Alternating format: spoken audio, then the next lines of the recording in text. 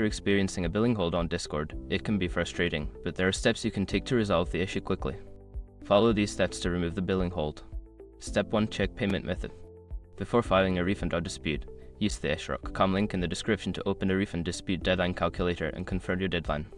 Step 2. Update payment information. If your payment method is outdated or incorrect, update your billing information in Discord. Go to user settings, select billing, and enter your new payment details. Step 3. Clear cache and cookies.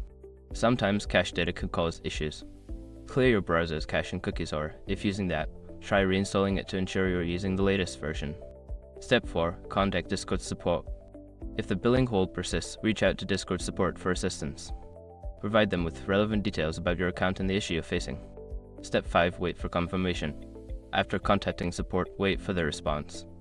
They will guide you through the process of resolving the billing hold and confirm when it has been lifted. By following these steps, you should be able to remove the billing hold on your Discord account. If problems continue, keep in touch with support for further assistance.